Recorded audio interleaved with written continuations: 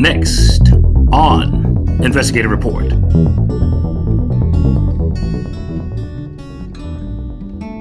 As adults, most of us are usually puzzled as to why we continually fail at critical junctures in life, despite all of our knowledge, skill, and education. Deep in the valley, could it be something in the brain? The way our brains process individual problems and challenges when we are in the thick of it versus when we are in relaxed states. In this issue of Investigative Report, we delve into what traps some people into the maze of the mind while others are freed from it.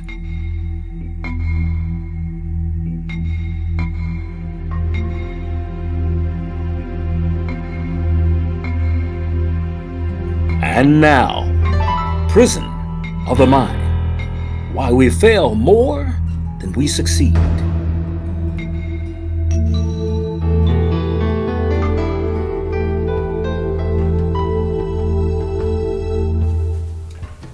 When it comes to failure, could it be that as human beings, we just have long streaks of bad luck? Or are we the direct architects of our own messes? I believe the latter is true, I'm afraid. Many people who seemingly look well put together in public, unfortunately remain captive prisoners of their own mind. Yes, their own mind. Once a captive of that closed space, we become more apt to cause a defeatist ripple out from ourselves that impacts everyone and everything that we come in contact with over a lifetime in many cases. These ripples based in fear, caused by childhood misgivings, have a tendency to keep us immobile at critical moments in our life when we don't need to be this way. And at worst, it ruins our lives. Within this prison of the mind, we have created for ourselves is the ability to live out our nightmares as opposed to our cherished dreams. Now, what I've noticed in over the 30 years of talking to individuals and couples alike is that people who fail themselves only after they are free from what their initial barrier in their childhood was. Their initial actual prison before the prison of the mind. This is the root of all barriers in the prison of the mind. Take these three examples, for instance. The first, a soldier who went off to war and experienced the worst that combat could throw at him. And believe me, I've been to war as an ex-soldier.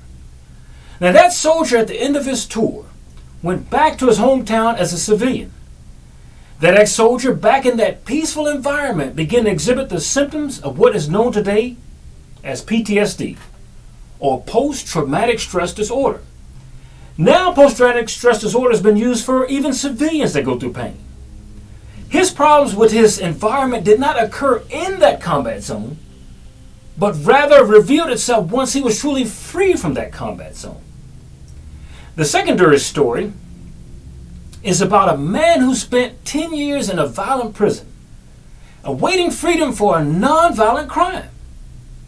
While this man was in prison, he had promised himself that he would get as far away from that place as humanly possible and never to return again. He promised himself he would leave the life behind that put him here in this unpleasant place for a decade. But the moment he was free, woe be it unto him. The moment he was free from confinement, he fell hard into the influences that placed him there to begin with. His problem of recidivism did not occur when he was locked up, but yet when he was totally free from that environment. Now, I give you a last story. Finally, where a young boy who grew up in the ghetto and spent his entire life learning how to play football as a ticket out of that sort of life. Now, he managed to secure a football scholarship. That was first. And ultimately, he got drafted into the NFL. Wonderful. Now, there he kicked and scratched his entire way to the top of that league and a household name to just about every American. But what happened? The very next day, after his team got invited to the governor's mansion for an accommodation, he got into a violent altercation similar to the community he desperately tried to leave behind. The community he tried to escape. As a result, he lost his endorsements, his home, and his heart for wealth, only to end up back in that same community he tried to flee when he was younger. All of these examples I just named for you are prisons of the mind that do not manifest themselves when we fight to escape what has physically imprisoned us, not mentally, physically imprisoned us. Now, these incidents are generated by us only after we are completely clear of these environments, once we are outside of these environments. These limitations to our success, once we are free. Now, this phenomenon is more evident in the studies done by Dr. Viktor Frankl. And I don't know if you've heard of him. But Dr. Viktor Emil Frankl was an Austrian neurologist, a psychiatrist, a philosopher, and author. He was a Holocaust survivor. He was the founder of logotherapy, a school of psychiatry which describes a search for life meaning as a central human motivational force. A search for meaning, which a lot of us do. A lot of people try to find out, who am I and how can I become better? Now, Dr. Frankl described the conditions of the people that were going through the Holocaust death camps with him because he was one of the Holocaust survivors. He said those persons that did not see an end to the conflict accepted their fate. And it was most of those people who died of frustration, stress, and natural causes beyond being killed by the prison guards. And then he gives us the result of another group of Jewish captives who perform much better. They're different. And in fact, they thrive beyond belief after being liberated from those death camps by the Allied soldiers. Now, it was those Jewish captives who, while in captivity, saw a future for themselves beyond the prison walls, just as that soldier dreamed of being outside of that combat condition. Just as that prisoner craved freedom beyond that fence of the prison. And yes, just as the boy raised in the ghetto did when he fought so hard to get out of it. The only difference is this group of Jewish people did not allow their past to dictate them falling backwards in the future. You're watching MNN, the Men's Channel. Now you might ask, why this group of people fared far better than their stateside counterparts? The answer is because they had a better family unit prior to going into forced captivity in their youth. One started a youth off in a very negative environment. One started youth off in a very positive environment with loving family members. Now these Jewish persons already had a base of love to fall back on even in the midst of no positive outcome. The right upbringing made all of the difference when weighing long-range goals against longer-range peace of mind.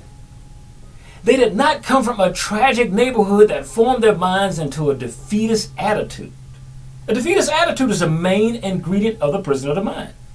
But rather were forced into a defeated situation in which they had no choice but to overcome it. Now, most fears, most phobias of the mind and success and impending dooms are all things that we develop between 18 years of age. So, most prisons of the mind are things that we form as childhood up to 18 years old. And like I say, trust me, I've talked to thousands of people and customers and on radio and television. And what happens is that when we're raised as children, if you live in a home where you see your parents as somebody you don't like, in that case, you will live what's called opposite of your family. If you love the family you have, you live pro your family. And so when I get a lot of people that come to talk to me in the past, this is what I would tell them. That we all live either for or against our own upbringing. So like I said, if you love your parents and they work 9 to 5 at the factory down the street, pretty much you would be working in that factory down the street. But if you did not like your family's attitude and the way they live, you would live completely opposite of that family. Which means that most likely you would not want to work at a factory. You would find a job where you would achieve wealth and you wouldn't have to work for somebody. If you were born in a very cold environment, you would try to move to a warm environment because you're trying to live opposite of your parents. Now, when you involve a prison of the mind, actually neither one of these ways is helpful.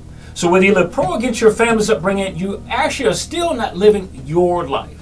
So when I talked to a lot of these people, I told them that you are not indeed living your life. As a matter of fact, I've never really met anybody that was living their life. They were living either for or against their own upbringing. This caused a prison in their mind. Because when they wanted to do a job or a career or be an entrepreneur, they always had to weigh that through what my parents did. Let's see if I can do what they did or do better than what they did. How do they feel about it? How does my brother feel about it? How do my friends feel about it? So they never were able to move forward at that key moment. So a lot of times people fail in life, fail in business, fail to move forward as an entrepreneur. It's because they think of themselves as not being able to make it. They have great plans when they start these things. But just like the prisoner when they got out, just like the boy who got out of the ghetto, just like the other situation, once they got out and they got to the position where they wanted to do that for themselves, they seen themselves as total failures. That's meaning if their parents only got to a certain level in life, say middle income, then they thought that they were no good beyond middle income. And so when people sabotage themselves, they normally sabotage themselves back to the level that they were raised in, even though they were trying to live beyond that means. So the prison of the mind comes in always when you try to break a particular barrier, going up. Now, it won't stop you going down. It'll help you sabotage yourself. But if you ever run into a barrier where you're trying to break it, understand first where you came from.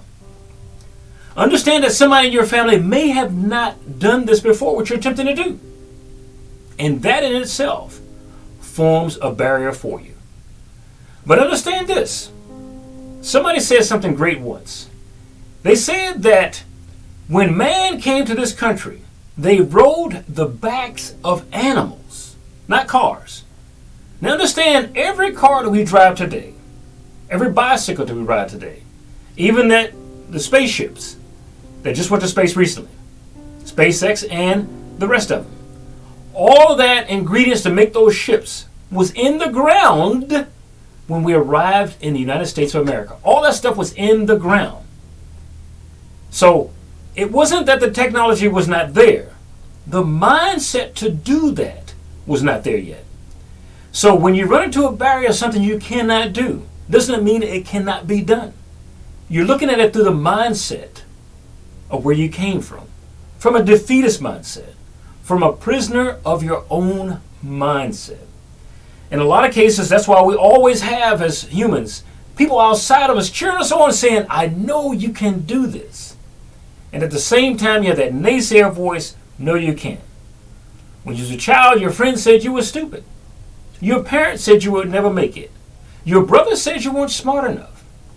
Those voices come back to echo. But I always just tell people I would talk to or counsel, how can someone outside of you tell you who you are? That's why you always have friends that say, if I were you, I would do this. When people used to tell me that when I was young, I would say, when they said, if I were you, I would say, you would be two people. It's impossible to be more than one person at a time. So think about that. The next time you want to do something, are you a captive of your own mind? Not that you are a particular race. Not that you are a particular gender. Not that you came from a family that had nothing. Because most entrepreneurs and most inventions came from people who came from nothing. There's a saying that only 2% of wealth comes from people whose children were millionaires. So a lot of people can pass down money, but they cannot pass down who they were. We thank you for watching. For Investigative Report, tune in next time. We'll see you then. Thank you.